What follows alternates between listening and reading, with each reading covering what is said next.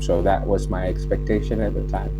And then lots of things happened during that 1 or 2 years, the seating party. And then it was clear that election had to come soon. Once it comes, and that's when I become the prime ministerial candidate. So I think 2 or 3 years that I had made up my mind.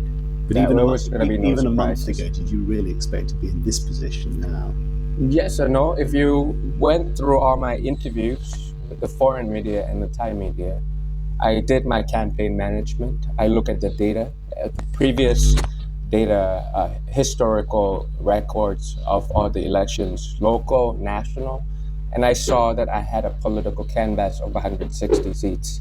The score was good, the candidate was strong, the competitors was weak, the customer voters requiring change because they're younger than me. 50% of them are younger than me.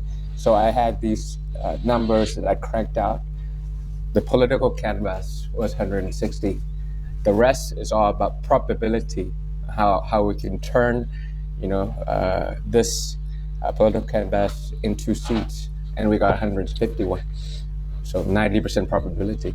So it was planned, based on my education. It was planned, it was analyzed, it was data driven. There was a lot of big data involved. But you surely didn't expect a result this good. I was expecting the probability of about 70-75%, and it improved over time.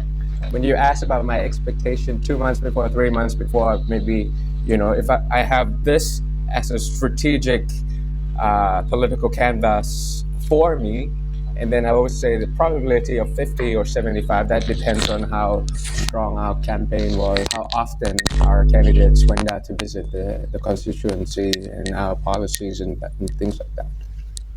Your party's proposing a sweeping root and branch reform of a whole range of Thai life and Thai institutions. The first party in modern Thai history to have such an ambitious agenda. What is wrong with Thailand that it needs these changes? Because Thailand is part of the global economy, and it's part of a global order, and there's always new normal and everything coming out. It's a geopolitical hotspots is coming all around, so with all this new normal that is affecting Thailand, we also need the new consensus to accommodate this new normal. But what's wrong with Thailand in the past is that we couldn't come up with a consensus. We still stuck to the old consensus in the new normal. So that's always a power struggle. So what we're trying to do is to start off with inconvenient truth. Inconvenient truth that there's a need for Thailand to catch up with the world, with what's going on. In business, before it was just-in-time management. Now it's just-in-case management with what's going on with decoupling, with the new definition of globalization, with the geopolitical risk. So you don't think Thailand is agile enough to be able to cope? Exactly. So we need to change the way we think about it. We have to turn a lot of our budgets towards these 21st century challenges, climate change, aging society, digital disruption, pandemic, rather than focusing on the old challenges 40, 50 years ago when it comes to like defense, for example. It's still very important, but you need to be professional, you need to be upgraded, and not just having a lot of soldiers in your country will guarantee your national security. It's a totally different ballgame nowadays. I mean, how will you do that? I mean, you're talking about changing the mindset of an entire bureaucracy. Outside and inside the parliament. Outside of the parliament, I would argue that for the past 4 years, we have progressed a lot in terms of domination of ideas. When it comes to economic structure that is deep-rooted, liquor liberalization is one thing that we had been trying to do. We lost by 2 votes, so we've come way too far from what we had expected. Marriage equality also passed. Waiting for the new government to come in and pass the laws. So all these things were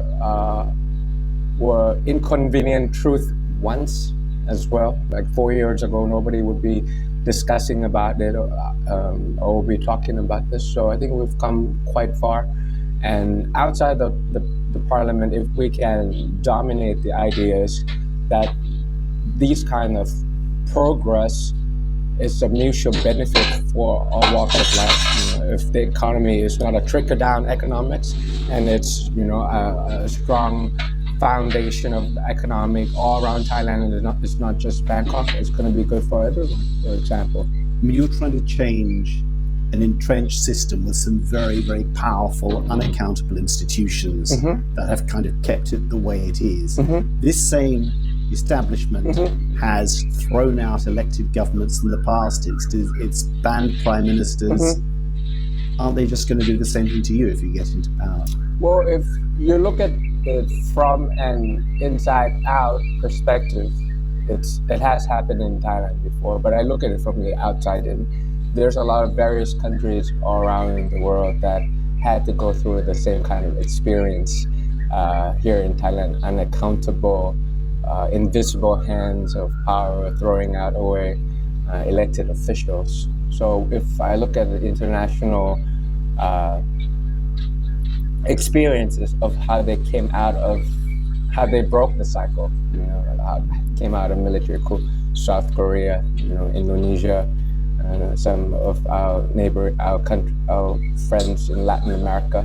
So I look at them and I see that, the politics of possibility, it's possible for you to break out of the cycle. Yet, when I come back to Thailand, here in Thailand, I got to make sure that I'm not too concerned about it, but I'm not careless about it as well. So I have to have a strong legal team that helps me, and I will have to make sure that I'm an accountable, transparent politician myself to be able to make sure that I don't fall easily for all those things that had happened before here in Thailand.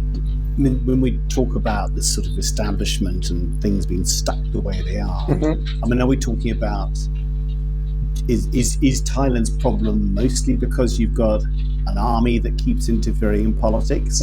We have the sensitive issue of the monarchy, which we're all a little constrained in, but it's there. And of course, you've got a kind of oligarchic business culture where big giant businesses have enormous power in this country. But where does the focus lie in this sort of, when you're trying to make the country more modern and more flexible? I think it's military and money, and then also the people around the monarchy doesn't understand the role of monarchy in constitutional monarchy, and then understand what the monarchy should be in modern Thailand or in the 21st century.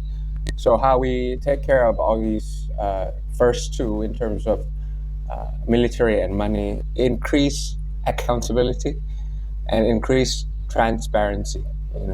A lot of things that was done in the past was under the table. A lot of laws that was amended years ago, nobody knew about it. So that's why we need to make sure that there's some accountability to what they do, to how they use their money. How do you do that? Because they've gone unchecked for decades. First of all, for example, a lot of wealth in the military all around Thailand that was managed by the military. We were going to pass a law that it has to be managed by the Ministry of Finance. So a lot of revenue that comes from the golf courses, from the hotels, from the wedding planning services, from all the real estates that they have, it has to be reunited back inside the government budget system, for example. And that would be, their money will be accountable, which is part of the money. Military conscription, just to make sure that they don't have all these number of army running around for their own perusal, as well as making sure that there's some accountability in terms of how the military will be used professionally to take care of the national threats outside of the country. So all these generals things aren't like that. They're going to resist. The generals would not be like that, but the majority of the army would like that. If you look at the voting results all around the country, it's the army base we want.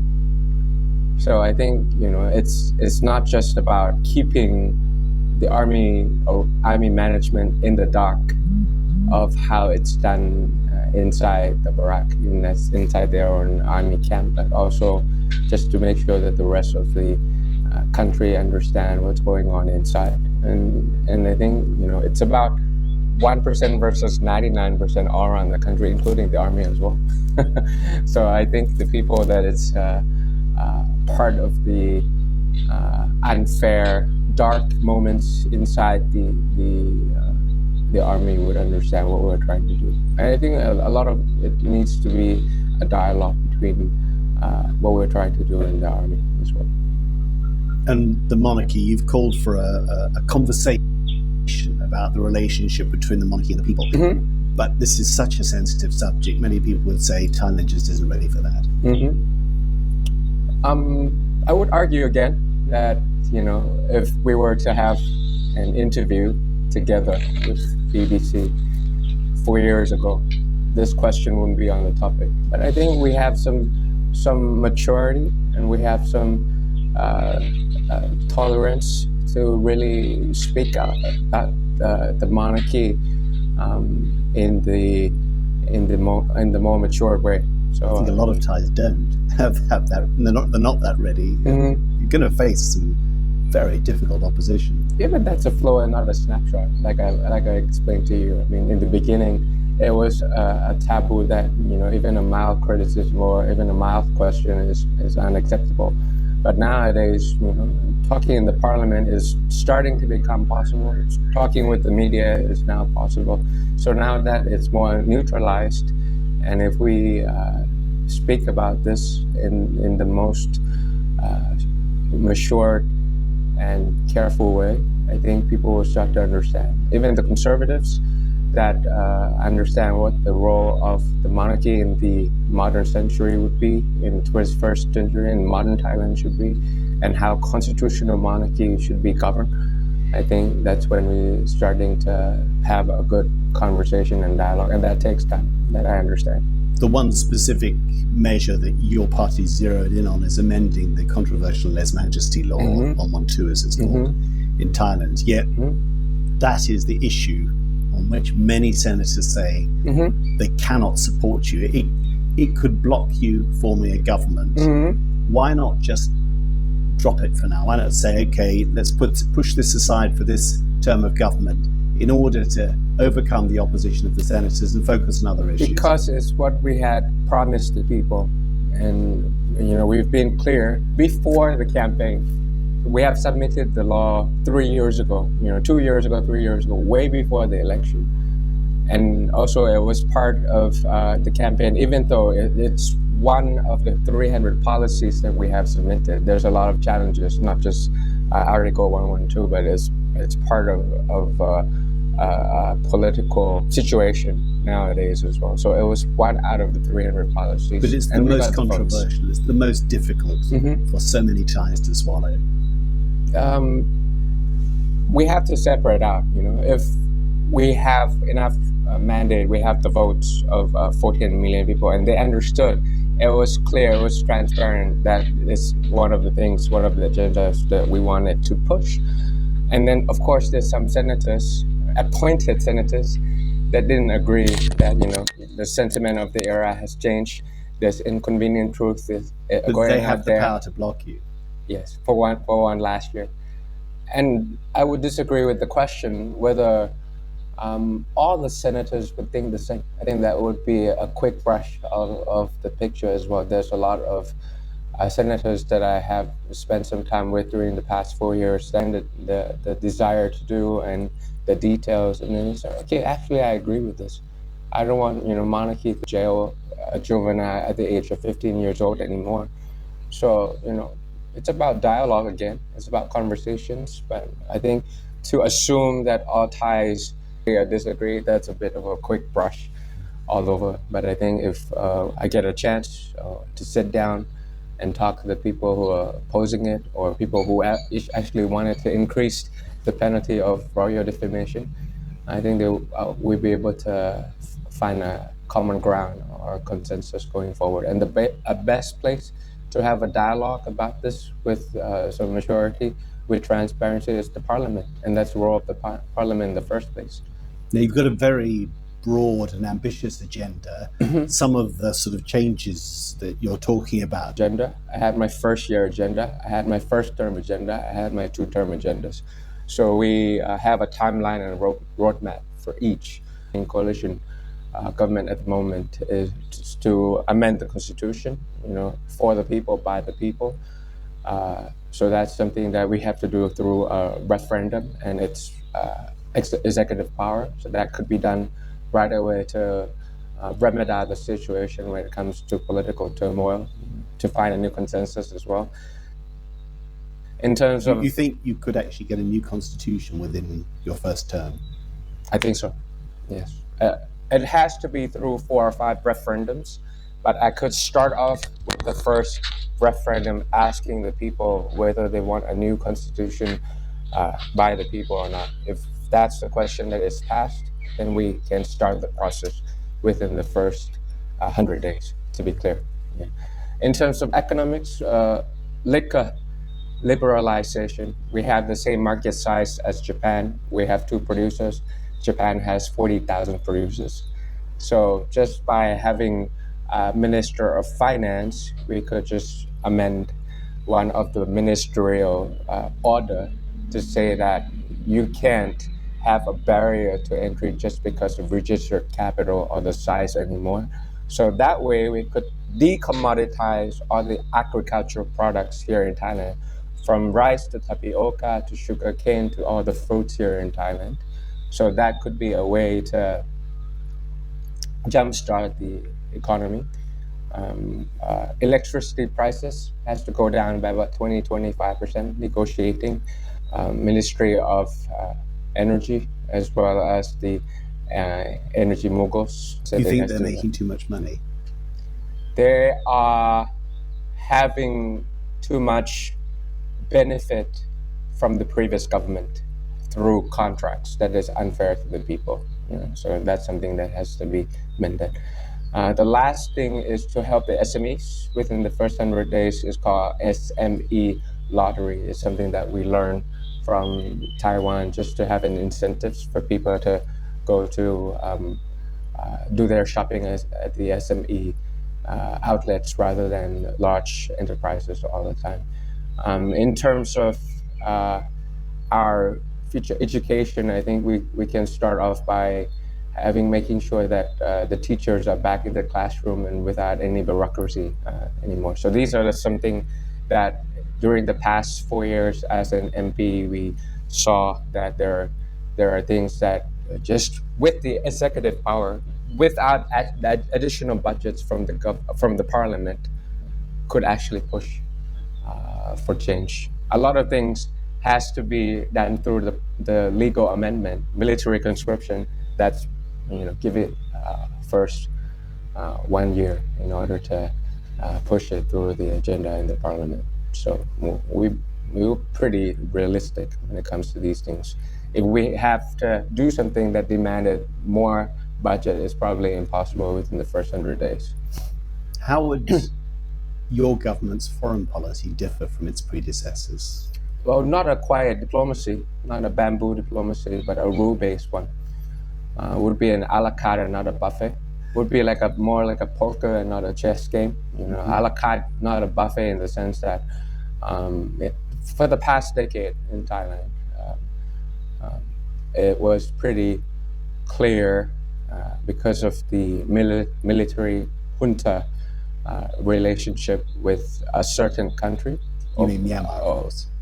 And also the Chinese. So definitely we need to engage the international community more. We have to rebalance in the sense that it's a rule-based diplomacy world. When we rebalance to be a strategic competition between the two, the right thing to do for the new world order, we need to speak up. With what happened in Russia or Ukraine, we abstain. But if we stick to the rules that a bigger country cannot aggress a smaller country, it's against UN Convention. It's against a rule-based world order. We have to speak out, and it doesn't mean that we are siding with the Russians, it does not mean that we are siding with the Ukrainians, but we're siding with the rule-based world order. And if that's the case, I think it's time for middle power like us to stick together, and it's time for us to lead. So a Peter Lim Juranrat government would be a lot more vocal internationally. No words, no weight in foreign policy. I mean, if you don't speak out, you don't exist, and you don't have a spine to contribute. And you want Thailand to carry more weight. Of course. Otherwise, the weight will be on Thailand with what's going on in globalization. Whether it's a pollution problem, whether it's economic problem, whether it's the price of fertilizer prices, all those are coming out from foreign policy.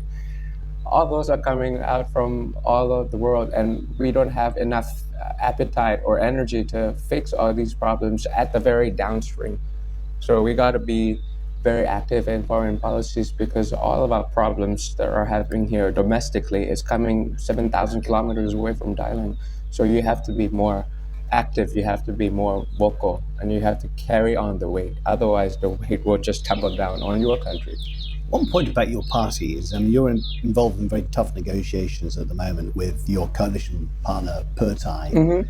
You have more seats than them, slightly more, 10 more seats. Mm-hmm.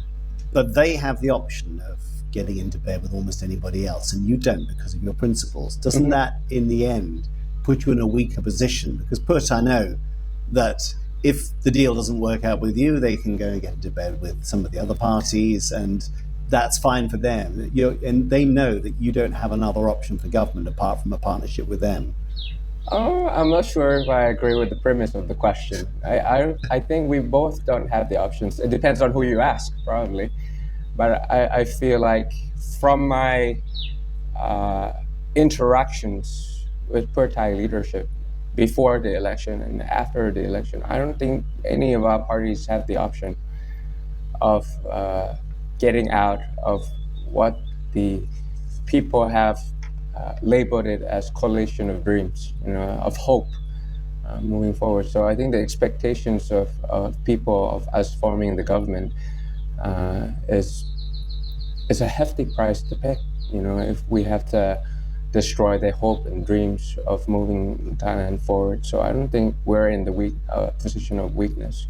And I feel like from the outside, like any other coalition forming all around the world, it seems like a chaotic situation. But inside the room, negotiating, working with Per Thai has been what I had done for the past 4 years, even in the opposition. But we also had to negotiate a lot. Negotiate for the votes, negotiate for the time allotment during the censorship debate and things like that. And we always didn't see eye to eye, but we always, had a way to compromise and come out of that negotiation pretty okay. And now, it's a bigger stake for sure, but it's still the same process of negotiation. And we understand, or I understand, that negotiation starts outside the room. It includes a lot of pre-wiring. It includes knowing what I want and what they want. It includes understanding boundaries. It includes contingency plan and scenario analysis of what can turn out. So if we understand what negotiation strategy is, I mean, it's not always going to be unexpected failure that would, put the burden on the majority of the people of Thailand. So I'm still pretty confident that the negotiation, despite some noises, it will keep continuing, and we'll be able to form the coalition very soon. For as long as I've been living in Thailand, more than 20 years off and on, even before that, Thailand has been talked about as a country that is on the cusp of becoming an upper income country. It's always on the verge, but somehow doesn't get there. Governments in the past have failed. Why would you succeed? Because I'm different, in the sense that it's not just getting in a coalition to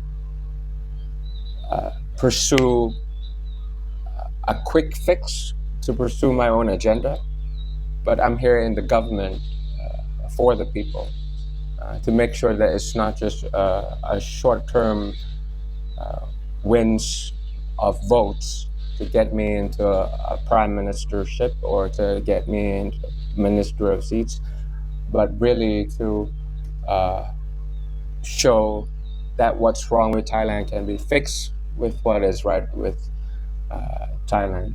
And that's why we entered politics. And that remains to be seen, I understand. But I think we have proved in the past 4 years that if we try very hard, we could return some faith, and we could return some efficiency, and we could return some transparency to the parliament. I hope to do the same with the government. I just have two final questions that actually my colleagues in BBC Thai asked me to ask you. They're fairly simple ones. So, Sure. First one is, what kind of leadership style do you think you will have if you're prime minister? You're going to be authoritative, they've put down, I don't really mean authoritarian, authoritative, decisive, or democratic in your style? Servant leadership has always been my style. Servant leadership, it's a kind of leader that creates more leaders. It's the kind of leader that tells people that your problem is my problem. So it doesn't mean that I have to be in the limelight all the time. And I think the world has changed so much that you don't have to be a strong man with toxic masculinity to make sure people have to listen to me, and I have to be the one in the spotlight all the time. Just in the Arden, with my coming out from New Zealand, falling out with her with the same age, with the same style. I feel like those are kind of style that I like.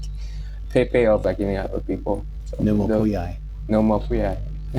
Those are the things that I wanted to be. The other question they asked was whether, we all know your predecessor, Quintana Tor, had this tremendous sort of charisma and sort of is quite a outspoken kind of character. Mm-hmm. And they're asking, do you think your own sort of image as somebody who's, more moderate, very sort of clean cut, very well groomed, well educated, was that a factor in helping you win the election, that you were perhaps more broadly acceptable?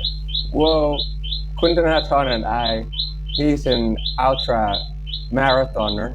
He could run 100 kilometers. I'm a squash player. So if he were to compare to me in a squash court, I would use him to mop the floor. But if I were to go... You told him that?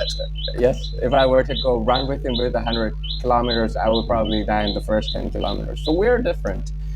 And I think it's an unhealthy comparison to compare. Focus on is to focus on our strengths, of how we could portray our strengths in order to push our agenda forward, because we have the same collective agenda for sure. Just the way we process it, just the way we portray it, just the way we manage it might be different because of our difference. We're different human beings, but I would focus on my game currents. But I think when we work together, it's a synergy. 1 + 1 = 3. And if you get into government and you complete your 4-year term, what kind of country would you like Thailand to be at the end of it? Would be decentralized and not centralized. Finally, Bangkok is not Thailand. Thailand is not Bangkok. There will be some equality in terms of public health. Very much like any other countries that we like to visit, whether it's England or Japan or France. I want our economic structure from a very big head at the very top and very weak in the arms and legs and the core muscle to be more balanced. I want Thailand to be outside in and not just inside out. And what I mean by that is that I want Thailand to be thinking about our country from the outside in perspective, whether it's the level of human rights, whether it's the level of upholding the international standards, as part of a good member of the international community when it comes to trade, when it comes to investment, when it comes to tourism, when it comes to becoming part of international organizations, upgrading our environmental standards so that we could handle the CBAM of Europe, for example. So instead of thinking about having business here in Thailand in the Thai standards, we have to be able to improve so that we could accommodate with the international standards that are coming from Europe, so that the country is part of the international community.